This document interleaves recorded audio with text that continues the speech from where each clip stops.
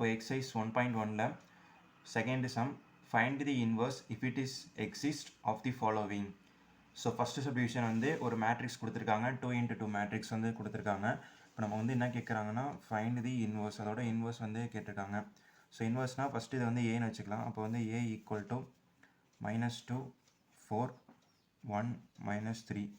Next இப்போ வந்து inverse கேட்டிருக்காங்க. இன்வர்ஸ்னால் அப்போ வந்து a inverse equal to 1/determinant of a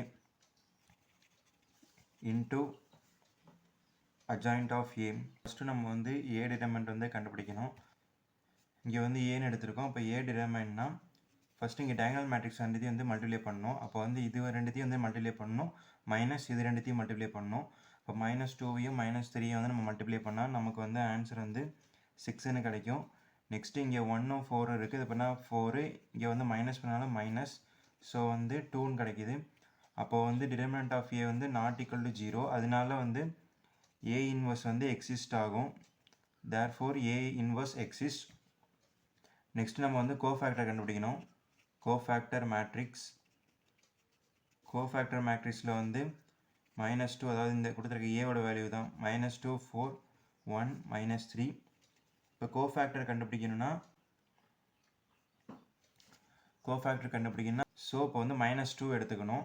-2 எடுத்துக்கிட்டோம்னா அதில் உள்ள ரோவையும் காலமையும் வந்து நம்ம எடுத்துட்டோம்னா, அதாவது இதையும் மறைச்சிட்டோம்னா நமக்கு பேலன்ஸ் வந்து -3 கிடைக்கும்.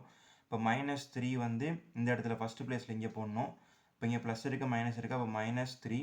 நெக்ஸ்ட்டு -2 முடிச்சாச்சு. நெக்ஸ்ட்டு இப்போ வந்து 4 எடுத்துக்கணும். 4 எடுத்துக்கிட்டோம்னா அதோட ரோ அதோட காலம் ரெண்டுத்தையும் வந்து நம்ம மறைச்சிட்டோம்னா நமக்கு பேலன்ஸ் 1 கிடைக்கும்.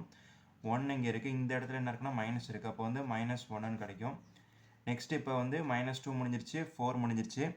இப்போ வந்து 1 இருக்குது. 1ல் உள்ள ரோவையும் காலமையும், அதாவது இதையும் நம்ம மறைச்சிட்டோம்னா நமக்கு இந்த 4 வந்து வேல்யூ கிடைக்கும். 4 வந்து இந்த இடத்துல என்ன இருக்குது, மைனஸ் இருக்குது, அப்போ வந்து -4ன்னு வரும். நெக்ஸ்ட்டு -2 முடிஞ்சிருச்சு, 4 முடிஞ்சிருச்சு, 1 முடிஞ்சிருச்சு. நெக்ஸ்ட்டு வந்து 3 இருக்குது, -3 இருக்குது. -3 உள்ள ரோ காலம், அதாவது இதையும் நம்ம வந்து அடிச்சிட்டோம்னா நமக்கு பேலன்ஸ் வந்து இது மட்டும் கிடைக்கும். இப்போ வந்து -2, இங்கே வந்து ப்ளஸ் இருக்குது, அதனால் வந்து -2 தான் நமக்கு வந்து வரும். ஸோ இப்போ வந்து கோஃபேக்டர் மேட்ரிக்ஸ் வந்து கண்டுபிடிச்சாச்சு. இப்போ இதுக்கு வந்து அட்ஜாயிண்ட் ஆஃப் a கண்டுபிடிச்சோம்னா வந்து ரோவில் உள்ளதை காலமாக மாற்றணும், காலம் வந்து ரோவாக நம்ம மாற்றணும். இப்போ -3 -1 இருக்குது, அப்போ வந்து நம்ம ரோவில் உள்ளதை இப்படி காலமில் வந்து எழுதிப்போம். -4 -2 வந்து இப்படி எழுதிப்போம். ஸோ வந்து அட்ஜாயிண்ட் a கண்டுபிடிச்சாச்சு. இப்போ நம்மகிட்ட வந்து அட்ஜாயிண்ட் a இருக்குது, டிட்டர்மினன்ட் ஆஃப் ஏவும் வந்து கண்டுபிடிச்சிட்டோம். அப்போ இந்த ஃபார்முலா வந்து நம்ம இப்போ சப்ஸ்டியூட் பண்ண போகிறோம். a இன்வர்ஸ் ஈக்குவல் டு, இங்கே வந்து டிட்டர்மினன்ட் ஆஃப் a வந்து என்ன வேல்யூ கண்டுபிடிச்சிருக்கோம், 2ன்னு கண்டுபிடிச்சிருக்கோம். அப்போ 1/2. நெக்ஸ்ட்டு அட்ஜாயிண்ட் ஆஃப் a இந்த வேல்யூ கண்டுபிடிச்சிருக்கோம். அப்போ -3 -4 -1 -2. ஃபஸ்ட்டு சப்ஜெக்ட்ஸ்க்கான ஆன்சர் வந்து இதுதான்.